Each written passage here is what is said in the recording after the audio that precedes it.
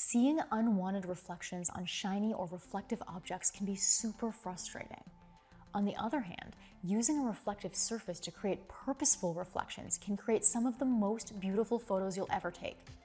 In this lesson, I'm showing you an easy and effective way to eliminate the dreaded mirror effect and how to embrace reflections with reflective surfaces.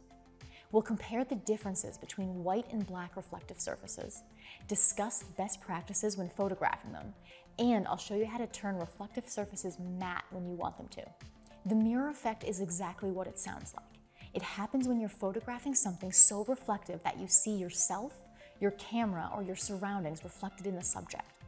This is especially common in metal or glass objects, or ones that have a cylindrical or round shape like bottles or spoons. The effect of a reflection like this can be really distracting to your overall composition.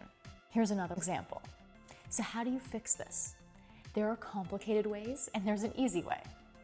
The complicated way is physics heavy and it involves a deep understanding of light geometries and a giant diffuser to spread your light across your entire scene. It's beyond the scope of this course. The easy way involves a piece of foam core and an X-Acto knife. For the record, this won't eliminate reflections coming from the far edges of your room, but it will cover you, your camera, and the center of your room. Here's how to do it. Get some white and black foam core. Go for the biggest pieces you can find. If you need to tape two pieces together, that works too. Measure the diameter of your lens. Cut a small hole in the center of each piece. Your cut doesn't have to be precise and pretty, it just needs to be slightly bigger than your camera lens. If you're using a phone camera, you can cut an even smaller hole since the lens is so much smaller. Now, place one of the boards in front of your lens and shoot through the hole. This should give you a nice, smooth reflection that's free of distractions. Try both colors to see which reflection color you prefer. Here it is with a white board, and here it is with a black board. I'll put them side by side so you can really see the difference. To blend the foam core reflection with the edge of the mug, we added a white reflector to the white foam core shot and a black reflector to the black foam core shot. If you try adding reflectors like we did, just remember that reflectors affect the tone of your photo too. That's why these photos look different. If you're still getting unwanted reflections, identify whether they're coming from above, below, or to the side of the board. You can always grab another piece and cut a hole near the edge instead, so it covers the area you're getting reflections from. So that's how you eliminate unwanted reflections. But reflections we create on purpose can be absolutely stunning. For this, we're going to use the gloss replica surfaces. Gloss white creates lighter scenes with subtler reflections.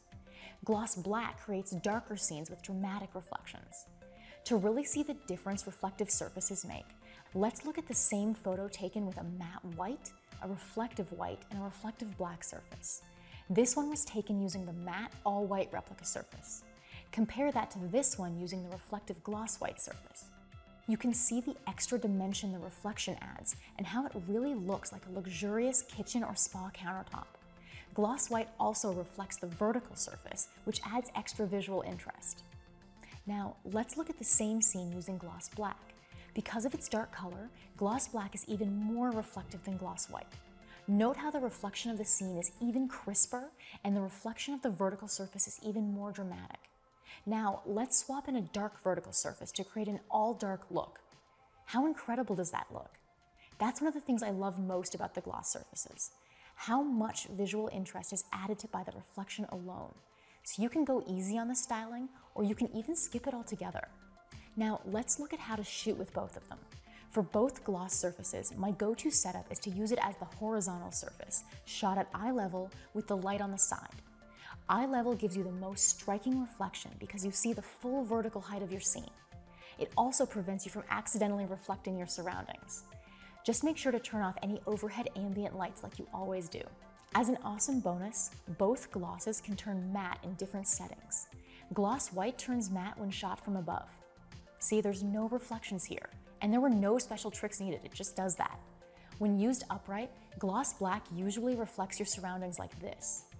To eliminate reflections, hold black foam core or poster board in front of your body like this. Just use the camera timer or a Bluetooth remote to take the photo. Here's the before and after. Here's another example. Depending on the position of your props, you may see their reflection, but you shouldn't see your surroundings. Practice holding the poster board in different positions until your surroundings disappear from the final photo. If you want to remove the prop reflections too, move the black slider to the left when you edit. That's the only difference between these two photos. Remember back to the styling step when we talked about spraying products with water to make them glisten? This technique is especially gorgeous with reflective surfaces. The droplets on the product and on the gloss surfaces are reflected and add a fresh, visually appealing look. Plus, you get to use that pretty amber spray bottle again. And that's how you create gorgeous, purposeful reflections with almost no effort. For action items, we're of course going to practice eliminating reflections and creating them. For this, you'll need white foam core, black foam core, black poster board, and either of the gloss replica surfaces. That part is optional, of course. These action items will help you develop your reflection formula.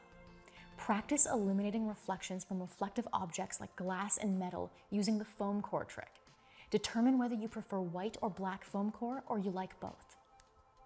Determine whether you need to use the foam core trick for the subjects you photograph by taking photographs with and without foam core. Note whether you had any reflections in the first place and if the photo improved with the foam core or not. If you already have one or both of the gloss surfaces, determine whether you like the glistening look by taking photos with and without sprayed water. If water doesn't suit your subject, think of props you may want to spray. If you have the gloss black surface, try using it upright. Use the poster board trick to turn it matte black.